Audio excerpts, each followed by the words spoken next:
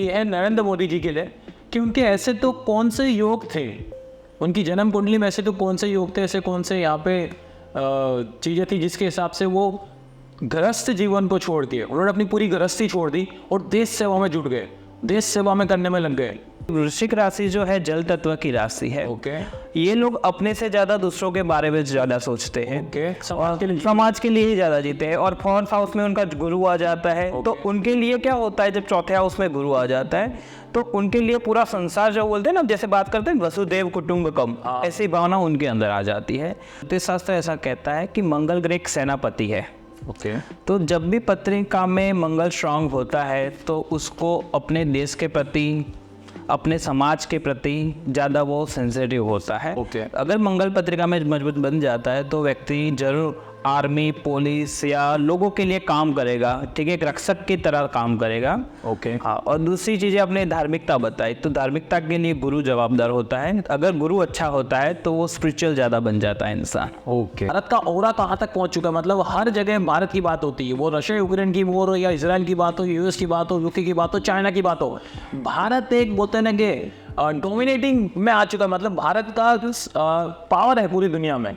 तो ये ऐसा तो क्या है उनके अंदर, ऐसे तो कौन से योग है जिसके हिसाब से आज मोदी जी पूरी दुनिया के अंदर उनका डंका बज रहा है। उनके भाग्य स्थान का स्वामी जो बनता है वो चंद्र बनता है, वो बैठा है लग्न में आकर। हाँ, भले वो नीचका हो जाता है पर एक अच्छी पोजीशन पर आता है कि अपने से 5वें घर पर आ चुका है। ओके। और दूसरा जो मैंने बताया 12वां स्थान जो विदेश से भी रिलेटेड है, तो वहाँ का स्वामी होता है शुक्र, जो 10वें भाव में बैठा हुआ है, यानी वो अपने से 11वें भाव पर बैठा हुआ है। तो यहाँ पर चंद्र की पोजीशन सबसे मैं कहूँगा अच्छी है, क्योंकि भाग्येश होकर भले वो नीचका हुआ है लेकिन लग्न में बैठा हुआ है। यहाँ पर भाग्येश और लग्नेश की युति बनी हुई है, तो ये भी काफ़ी अच्छा काम करती है देश विदेश में एक प्रकार की प्रसिद्धि के लिए।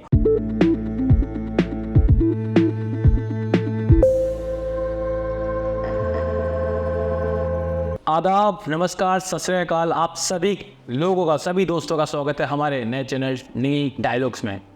हमारा लास्ट एपिसोड आप लोगों ने बहुत पसंद किया था, जहाँ पे हमने अरविंद केजरीवाल जी की कुंडली, उनके ग्रहों की दशाओं को समझा था।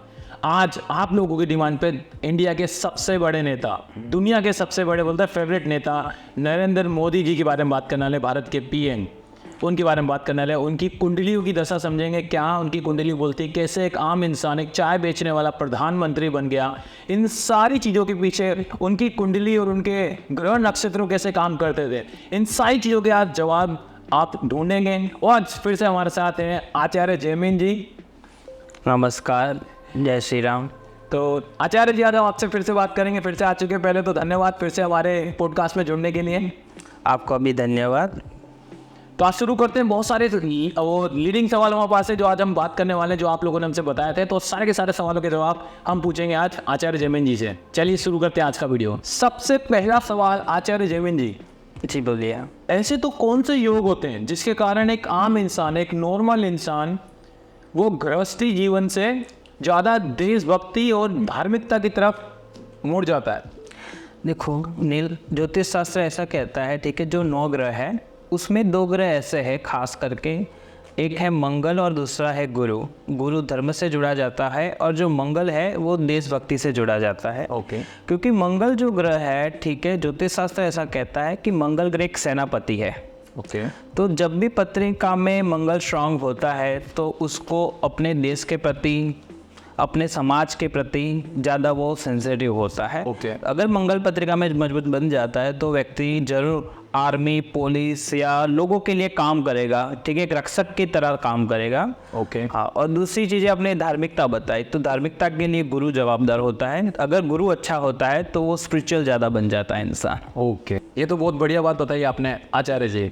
तो आचार्य जी, हमारा अगला सवाल आपसे ये है नरेंद्र मोदी जी के लिए कि उनके ऐसे तो कौन से योग थे, उनकी जन्म कुंडली में ऐसे तो कौन से योग थे, ऐसे कौन से यहाँ पे चीज़ें थी जिसके हिसाब से वो गृहस्थ जीवन को छोड़ दिए, उन्होंने अपनी पूरी गृहस्थी छोड़ दी और देश सेवा में जुट गए, देश सेवा में करने में लग गए। और उसके बाद वो पहले चीफ मिनिस्टर रहे गुजरात के और उसके बाद भारत के प्रधानमंत्री बने। ऐसे तो कौन से इनके योग थे, योगों की चाल कैसी थी? देखो नील, मैंने पहले ही बताया था कि जो एक मंगल ग्रह है वो एक रक्षक का काम करता है। तो नरेंद्र मोदी का जो लग्न है वो वृश्चिक लग्न आता है और राशि भी जो है वो वृश्चिक आती है। तो यहाँ वृश्चिक यानी मंगल का जो है पावर बढ़ जाता है एक रक्षक तरीके से।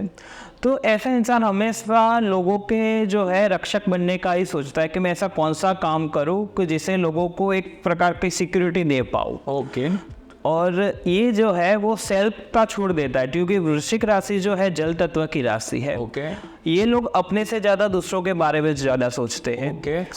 समाज के लिए ही ज़्यादा जीते हैं। और फोर्थ हाउस में उनका गुरु आ जाता है। तो उनके लिए क्या होता है, जब चौथे हाउस में गुरु आ जाता है तो उनके लिए पूरा संसार जो बोलते हैं ना, जैसे बात करते हैं वसुदेव कुटुंबकम, ऐसी भावना उनके अंदर आ जाती है। तो उनका जो पर्सनल लाइफ वो जीरो हो जाता है वहाँ पर, और वो देश के लिए ही काम करने लगते हैं, समाज के लिए ही काम करते रहे। तो उनका वृश्चिक लग्न था, मंगल मौजूद था, ऊपर से चंद्रमा भी साथ में था, मंगल चंद्र की युति थी। तो यहाँ पर उनका स्ट्रांग योग बन गया, मेंटली वो काफ़ी स्ट्रांग हो गए कि मेरे को हमेशा देश के लिए ही काम करना है और देश की सेवा। हाँ, देश की सेवा ही करनी है पूरी जिंदगी।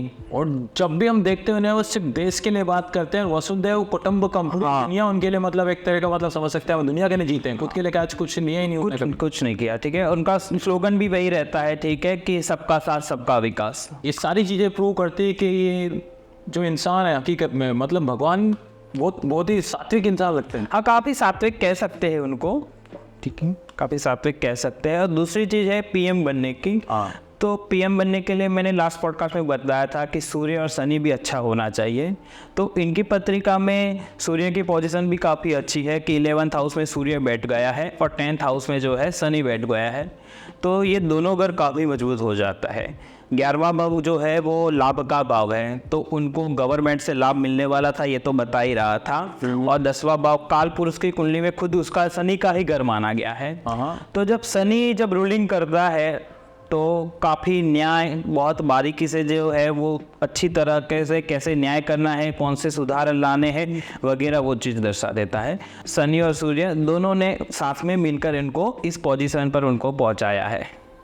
तो मोदी जी की कुंडली मतलब बहुत ही शानदार है। मतलब किस हिसाब से एक आम इंसान, एक चाय बेचने वाला इंसान कैसे प्रधानमंत्री बन गया, कैसे दुनिया के लिए देश के लिए जीते हैं, बहुत ही बढ़िया चीज़ आपने बताई आप आचार्य। और साथ में एक चीज़ बताऊंगा, पर्सनल की भी मैं चीज़ बताऊंगा कि गृहस्थी क्यों नहीं हो पाई। अब देखो उनका लग्न में मंगल आता है, तो मंगल की 7वीं दृष्टि जो सीधी है वो सप्तम भाव पर आती है। तो ज्योतिष के हिसाब जो 7वां घर होता है वो मैरिज लाइफ बताता है। जब 7वें घर पर पाप ग्रहों की दृष्टि आए तो थोड़ा मैरिज से रिलेटेड थोड़ी समस्या भी रहती है। और एक तो उनका 10वें भाव में शनि भी है, तो शनि की भी 10वीं दृष्टि जो है सप्तम भाव पर आती है। तो जिसके कारण जो क्या है कि वो गृहस्थ का छोड़कर एक समाज के लिए वो आगे आए, मतलब सब कुछ अपना अपना छोड़ दिया। ठीक है, उनको शायद पहले से ही मालूम होता है। ऐसे लोगों को क्या है कि मैरिज लाइफ में इंटरेस्ट नहीं होता सबसे पहले, सिर्फ देश सेवा। हाँ, जब भी 7वां घर बिगड़ता है तो ऐसे लोगों को मैरिज में कोई इंटरेस्ट नहीं रहता। आचार्य जी, अगला सवाल और भी ज़्यादा इंटरेस्टिंग होने वाला है। आपने ये तो बता दिया कि कैसे उनके योग ऐसे थे जिसके हिसाब से वो सीएम और प्रधानमंत्री बन गए, कैसे उन्होंने अपनी गृहस्थी को छोड़ के उन्होंने देश सेवा सबसे पहले चुनी। लेकिन ऐसे तो कौन से योग है मोदी जी के जिसके हिसाब से वो पूरी दुनिया में, भारत में तो बच्चे बच्चे के मुंह पे मोदी जी का नाम होता है, इतनी पब्लिसिटी, मतलब इतना वो फेमस है यहाँ पे।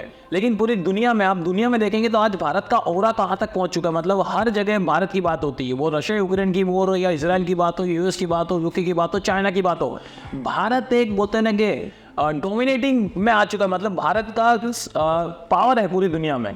तो ये ऐसा तो क्या है उनके अंदर, ऐसे तो कौन से योग है जिसके हिसाब से आज मोदी जी पूरी दुनिया के अंदर उनका डंका बज रहा है। अगर परदेश में, देश विदेश में अपना डंका बजाना हो तो ज्योतिष शास्त्र ऐसा कहता है कि इसके लिए आपका भाग्य स्थान यानी 9वां स्थान और 12वां स्थान वो भी विदेश से देखा जाता है, तो वो दोनों स्ट्रांग होने चाहिए।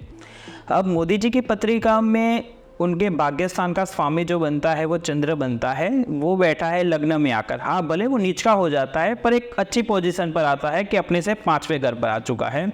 और दूसरा जो मैंने बताया 12वां स्थान जो विदेश से भी रिलेटेड है, तो वहाँ का स्वामी होता है शुक्र जो 10th भाव में बैठा हुआ है, यानी वो अपने से 11वें भाव पर बैठा हुआ है। तो यहाँ पर चंद्र की पोजीशन सबसे मैं कहूँगा अच्छी है, क्योंकि भाग्येश होकर भले वो नीच का हुआ है लेकिन लग्न में बैठा हुआ है। यहाँ पर भाग्येश और लग्नेश की युति बनी हुई है। तो ये भी काफ़ी अच्छा काम करती है देश विदेश में एक प्रकार की प्रसिद्धि के लिए। और शुक्र महाराज ने भी काफ़ी अच्छा काम किया है, तो उनको काफ़ी ख्याति मिली है इस योग के कारण। पूरी दुनिया में आज मतलब मोदी की बात चलती है, कहीं भी चले जाओ। हाँ, तो इसके लिए मैंने कहा ना कि ये योग काफ़ी अच्छे है। एक तो चंद्र जो उनका लग्न में बैठा हुआ है, शुक्र भी है और साथ में सूर्य, क्योंकि हर जगह सूर्य तो आएगा ही, क्योंकि जैसे सूर्य उजाले का काम करता है, तो अभी देखो मोदी जी कहीं भी जाएंगे तो उजाला हो ही जाता है। तो सही बोली, मतलब एक तेज नजर आ जाता है, आंखों में तेज नजर आता है। सूर्य जितनी पावर है, तो वो 11वां भाव का जो सूर्य है उनका, वो काफ़ी अच्छा काम करता है इनका। तो मोदी जी पे सूर्य देवता की बहुत बोलते हैं काफ़ी कृपा हो जाए। हाँ, काफ़ी अच्छी कृपा हुई है। आचार्य जी एक ये चीज़ जानना चाहेंगे, आज टेक्नोलॉजी का पूरा वर्ल्ड, पूरी दुनिया टेक्नोलॉजी के युग में जी रहे हैं हम यहाँ पे। मोदी जी की अब पढ़ाई की बात कर ली जाए तो यहाँ पे टेक्नोलॉजी से, मतलब आर्ट्स के स्टूडेंट है, टेक्नोलॉजी से या साइंस से उनका कुछ लेना देना नहीं था, लेकिन उसके बावजूद वो टेक्नोलॉजी को इतनी भली बात इतनी ईजिली यहाँ पे यूज़ करते हैं। सोशल मीडिया की बात कर ली जाए तो बहुत ही एक्टिव रहते हैं। भारत का नहीं, दुनिया में सबसे ज़्यादा एक्टिव प्रधानमंत्री मोदी जी नजर आते हैं। इसके साथ साथ बात कर ले डिफेंस की बात कर ली जाए, चंद्रयान की बात कर ली जाए, हर जगह मोदी जी सबसे आगे निकल के आते हैं। इनकी रैलियाँ जो होती हैं वो भी यहाँ पे होलोग्राफिक टेक्नोलॉजी यूज़ करके, मतलब कोई ऐसी नई टेक्नोलॉजी नहीं जिसके बारे में मोदी जी को पता नहीं है। तो ये ऐसा तो क्या हुआ कि इंसान, मतलब जिसकी फील्ड नहीं थी टेक्नोलॉजी, उसके बावजूद टेक्नोलॉजी को इतनी अच्छी तरह से यूज़ कर पाते हैं। तो ये कौन से योग थे जिसके हिसाब से टेक्नोलॉजी को इतनी आसानी से अपने जीवन में वो ढाल पाया? जो कुंडली का 5वां घर आता है वो क्रिएटिविटी का आता है। ओके। और जो 11वां भाव है वो जो सोशलाइज है, ठीक है, सोशल लाइफ है, उससे रिलेटेड है। तब मोदी जी की पत्रिका में 5वें घर हाउस में जो है, 5वें घर में, वहाँ पर राहु विराजमान है। ओके। तो राहु भी वैसे भी आपको पता है, उसके कैरेक्टरिस्टिक देखा जाए तो उसको समय से पहले ज़्यादा मालूम हो जाता है। क्या बात है। हाँ, क्योंकि 5वां भाव जो है पूर्व पुण्य का भाव होता है। तो अगर 5वें अगर में जब राहु होता है तो वो काफ़ी अच्छी क्रिएटिविटी, उनका माइंड जो है काफ़ी अच्छा चलता है, और भविष्य में होने वाली जो घटना है उसके ऊपर उनको ज़्यादा पहले से ही पता हो जाता है। और 11वां भाव सोशल का तो है ही, तो वहाँ पर उनके 3 ग्रह मौजूद है, बुध, सूर्य और केतु। तो ये चारों ग्रह का 5वां और 11वें भाव का ये काफ़ी अच्छा संबंध रहा, जिसके कारण वो काफ़ी इतने टेक्नोलॉजी में कह सकते हो, सोशल मीडिया में भी कह सकते हो कि वो इतने आगे है। और इवन टेक्नोलॉजी भी कहीं ना कहीं मैन तो मंगल से ही देखते हैं, तो मैंने पहले ही बताया कि उनका मंगल पहले से ही स्ट्रांग है। तो ये जो कॉम्बिनेशन है लग्न का, पंचम भाव का, 11वें भाव का, ये काफ़ी अच्छा बना हुआ है इनकी पत्रिका में, जिसके कारण वो ये इतने टेक्नोलॉजी जो स्पेस शटल है उसमें वगैरह में काम करते रहते हैं। उनके बारे में वो कुछ ना कुछ नया क्रिएशन डालना, वैज्ञानिकों आप देखोगे तो वो काफ़ी अच्छी से तरह से मोटिवेट करते रहते हैं। जब पहला हमारा चंद्रयान फैल हुआ था तो उन्होंने काफ़ी अच्छी तरह से मोटिवेट किया था उनको। तो एक जो ताकत है ये उनके अंदर है, उनके ग्रहों के कारण। टेक्नोलॉजी में दुनिया वाले टेक्नोक्रेट बोलने लगे हैं, नहीं, बिकॉज टेक्नोलॉजी को इस तरह से प्रिडिक्ट करते हैं, इस तरह से यूज़ करते हैं, इतने सिंपल वे में यूज़ करते हैं, मतलब उसका तो कोई जवाब ही नहीं है। तो इन सारी चीज़ों के बीच में, इन सारी चीज़ों के पीछे है, हाँ, बस देखो मैंने कहा ना मंगल, ठीक है, जब लग्नेश मजबूत होता है तो इंसान को पता चलता है कि उसको क्या करना है। ओके। वो काफ़ी लोगों की कम लोगों की कुंडली में ऐसा होता है कि उनको पता चलता है कि इनको क्या करना है। आज तुम देख लो 100 में से 90% ऐसे ही मिलेगा जिनकी लाइफ में कोई यही भी नहीं होता है। हाँ, सही बात है। तो उनका पत्रिका में मंगल काफ़ी अच्छा काम करता है, जो टेक्नोलॉजी से, जो मैंने कहा लश्कर से जुड़ा हुआ है, एक रक्षक की तरह जुड़ा हुआ है, तो वो सब अच्छा काम करता है। आचार्य जी, अगला सवाल एकदम यूनिक होने वाला है यहाँ पे, क्योंकि हम बात करने वाले हैं मोदी जी के ड्रेस कोड के बारे में, जो एकदम यूनिक यहाँ पे होता है। हर सिचुएशन पे आप देखेंगे, या लाल किले से तिरंगा झंडा ले रहा हो तब कुछ अलग लगेगा, सैफरन कलर आपको नजर आएगा।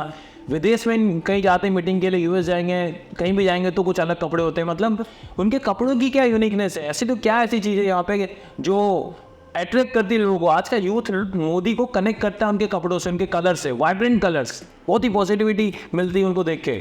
देखो नील, कपड़ों के लिए गुरु और शुक्र ये दोनों काफ़ी देखे जाते हैं। ओके। खास करके शुक्र ज़्यादा भी देखा जाता है, लेकिन बेसिक जो है कपड़े के लिए, एक प्रकार का जो फॉर्मल कपड़ा होता है उसके लिए गुरु भी देखते हैं, लेकिन उसकी जो डिज़ाइन वगैरह है जो उसके अंदर मिल जाता है, तो उसके बाद फिर शुक्र को देखना चाहिए। ओके अब इनकी पत्रिका में क्या है, एक तो गुरु शुक्र का कॉम्बिनेशन है। ओके जब भी गुरु शुक्र का कॉम्बिनेशन होता है तब इन लोगों के कपड़े काफ़ी यूनिक होते हैं। हाँ और उनके मैं नौवांश चार्ट की बात करूँ तो शुक्र का कॉम्बिनेशन राहु के साथ हो जाता है। तो मैंने पहले ही बताया राहु जो है वो कुछ उसके एडवांटेज भी है तो डिसएडवांटेज भी है। तो उसके एडवांटेज ये भी है कि वो एक प्रकार का नया लुक बनाना, हाँ वो उसके अंदर आता है, क्रिएटिविटी आती है। तो शुक्र राहु का जब कॉम्बिनेशन के D9 चार्ट में मैंने देखा तब मेरे को पता चला कि ये शुक्र राहु के कॉम्बिनेशन के कारण ही इनके जो है कपड़े काफ़ी यूनिक रहते हैं, एकदम यूनिक रहता है उनका ड्रेस कोड। हाँ ये यूनिक ही रहते हैं। जिसका भी शुक्र राहु की युति हो, शुक्र गुरु की युति हो या शुक्र सूर्य की भी युति हो, इन लोगों के जो है कपड़े काफ़ी आपको यूनिक दिखने को मिलेंगे। और एक पॉजिटिविटी हो रहा है रहता ही उनके कपड़ों से, कपड़ों को देख के ऐसा लगता है कि हकीकत में बहुत पॉजिटिव वाइब्रेशन आ रही है। हाँ वो तो है ही, उनके कपड़े, उनका ड्रेस कोड काफ़ी, उनकी बॉडी लैंग्वेज वगैरह जो भी है काफ़ी अच्छी तरह से बयां करती है उनके व्यक्तित्व को। धन्यवाद इस सवाल का जवाब देने के लिए आचार्य जी।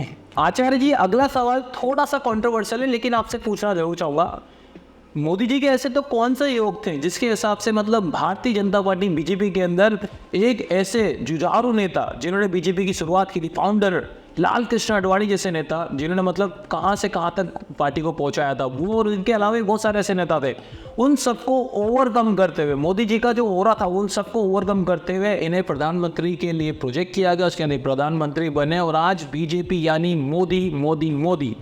तो ऐसा तो कौन सा योग थे जिसके हिसाब से सभी को पीछे छोड़ते हुए मोदी जी सबसे आगे निकल गए रेस के अंदर? काफ़ी अच्छा क्वेश्चन किया है नील आपने कि एक LK आडवाणी जी थे और एक मोदी थे।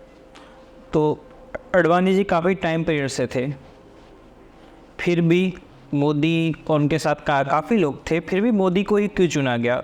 शायद उस वक्त कंपटीशन में LK आडवाणी थे और मोदी जी, दोनों के बीच में ऐसी कुछ कंपटीशन जैसे हम न्यूज़ में पढ़ते रहते थे। तो उसके लिए भी काफ़ी ग्रह जवाबदार है।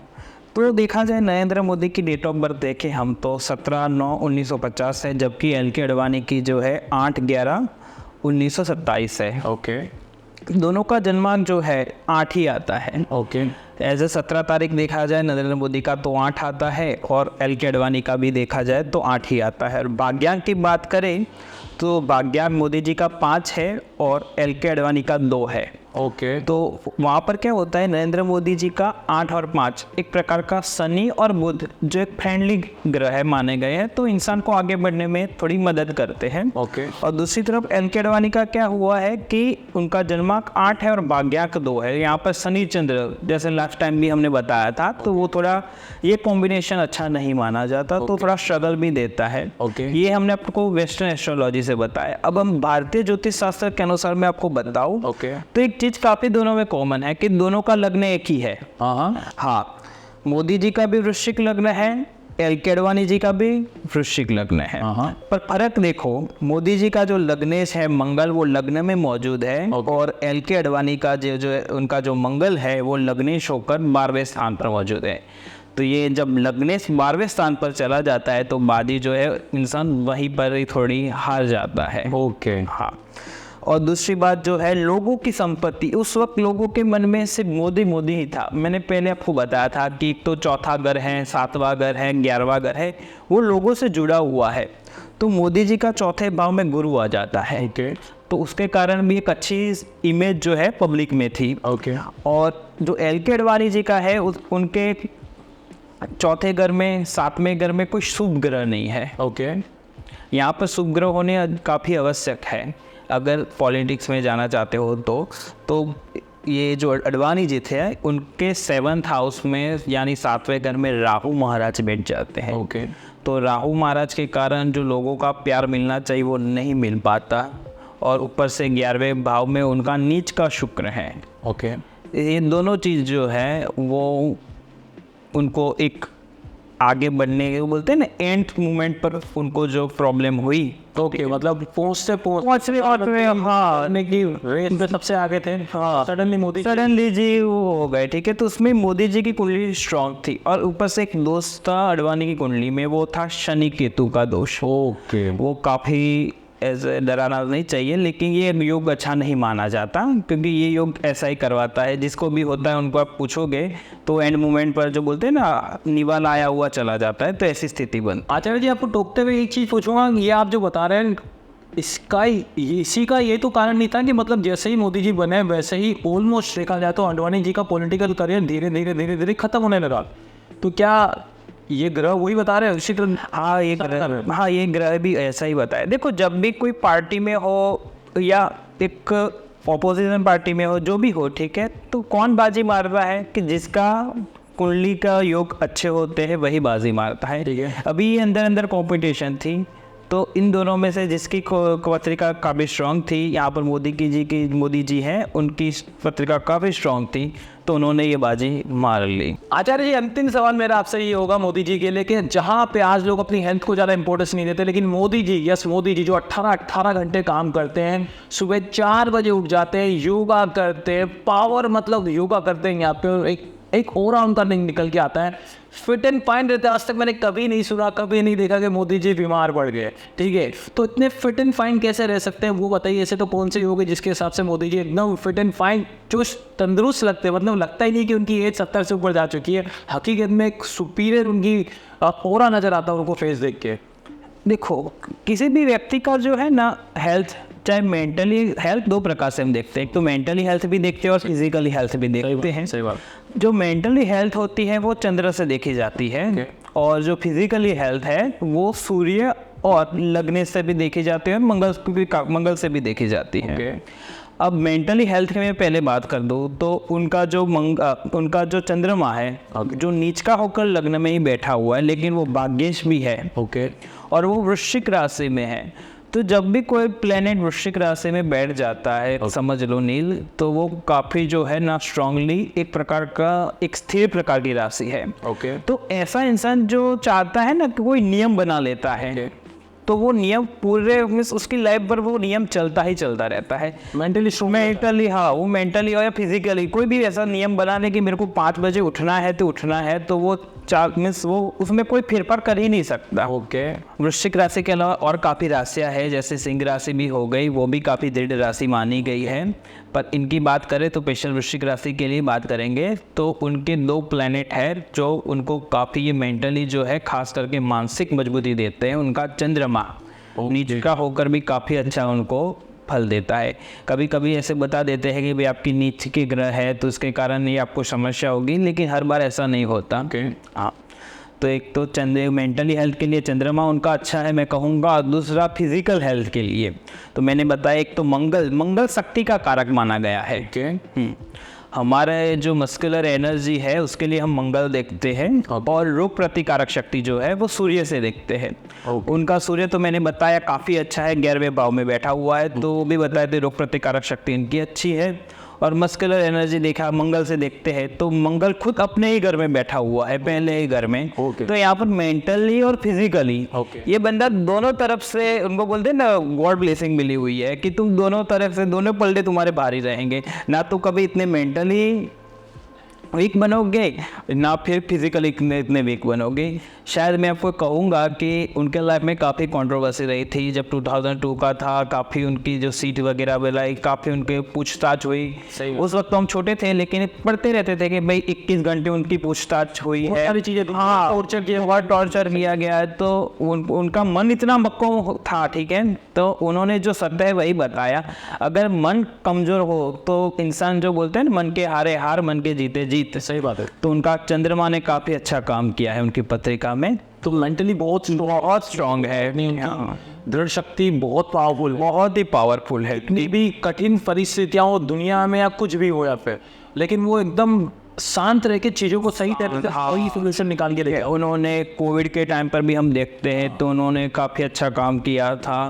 मीन्स कभी कभी क्या होता है कि इंसान हार जाता है, सही है, समझ लो, क्योंकि वो कोविड की बात करें तो बड़े बड़े देश हो एग्जैक्टली, लेकिन भारत दुनिया की सबसे ज़्यादा पॉपुलेशन वाला इंसान, उसका प्रधानमंत्री एकदम साइलेंटली और हर चीज़ को सही तरीके से किया, सही तरह से एग्जीक्यूशन किया और फाइनली हम कोविड जीते। हाँ वही, तो मन उनका काफ़ी अच्छा है, मन की स्थिति काफ़ी, चंद्रमा की स्थिति काफ़ी पॉजिटिव है, उसके कारण ये सबको भी अपनी जो बोलते हैं ना अपनी ब्लेसिंग, उनको तो गॉड ने ब्लेसिंग दी है और वो अपने हम सबको ब्लेसिंग देते हैं, जिसके कारण सब आगे बढ़ते रहते हैं। पर वो एक युवाओं को एक है ना संदेश भी देते हैं कि मैं इतने बजे उठकर भी एक काम करता हूँ, तो आप भी एक प्रकार का मोटिवेशन वो खुद देते हैं। 18 घंटे काम करते हैं वो, जो उनके साथी बताते हैं 18 घंटे काम करते हैं। वो तो ठीक है। वो जब जो राम जी की प्रतिष्ठा करनी थी तो उन्होंने 10 दिन तक उपवास भी किया था। हाँ, ये देखिए महाराज जी, उनके स्कॉर्पियो राशि में बैठे हुए प्लेनेट ये उनको एक दृढ़ निश्चयवादी बनाते हैं। वो पक्ष पलटा करना, पहले ये बोले बाद में ये बोले, ये चीज़ उनको नहीं देते हैं। वो जो बोल दिया सो बोल दिया। ये चीज़ तो सही बताई आपने आचार्य जी। मतलब मेंटली फिजिकली स्ट्रॉन्ग रहते हैं, बहुत ही एक्टिव रहते हैं। हाँ। एक पॉजिटिव ऑरा को अपने साथ कैरी करते हैं और देश के लिए ही जीते हैं और देश के लिए काम करते हैं, सारी चीज़ें नज़र आती है। तो आज हमने जाना मोदी जी के बारे में, मोदी जी के ग्रहों के बारे में जाना। आचार्य जी पहले तो धन्यवाद, आप हमारे साथ जुड़े उसके लिए। धन्यवाद। और आप आज आपने जो वादा किया था कि हम मोदी जी के बारे में बात करेंगे, और आज आप हमारे साथ जुड़े, इसके लिए फिर से धन्यवाद कि आप हमारे साथ जुड़े और आज अपने अपने हमारे सारे सवालों के जवाब यहाँ पे बैठ के दिए। आज आपको पता चल गया होगा दोस्तों कि कैसे, यस जो सिंपल भाषा में बताऊँ, कैसे एक चाय वाला प्रधानमंत्री बना, उनके पीछे जो ग्रहों की दशाएं थी, कैसे ग्रह काम करते हैं, वो सारी चीज़ों के बारे में बात की। कैसे एक इंसान मतलब जिसका टेक्नोलॉजी को लेना देना नहीं, उसके बावजूद टेक्नोक्रेट बन के निकल के आते हैं। कैसे एक इंसान मतलब गुजरात का सीएम बने, पहले उसके बाद प्रधानमंत्री बने। कैसे पूरी दुनिया में मोदी जी का डंका बज रहा है। इन सारी चीज़ों के पीछे जो कुंडली थी, जो उनके नक्षत्र थे, उनकी चाल को आज हमने समझा आचार्य जयमिन जी के साथ। तो थैंक यू सो मच आज इस वीडियो में हमारे साथ। थैंक यू सो मच, आपका भी धन्यवाद। जय श्री राम। तो दोस्तों आज के लिए इतना ही था, फिर मिलेंगे एक नई पर्सनालिटी के साथ, एक नई पर्सनालिटी के कुंडलियों की हम यहाँ पे डिकोड करेंगे यहाँ पे। आई होप आपको वीडियो पसंद आया होगा। वीडियो पसंद आया तो लाइक जरूर करना, शेयर जरूर करना, यूट्यूब बाबा खुश हो जाता है इससे। और इस वीडियो को सभी दोस्तों के साथ शेयर करिए। एक नए वीडियो के साथ फिर से मिलेंगे, तब तक के लिए bye bye, take care, always keep smiling, शबा केयर, बाय।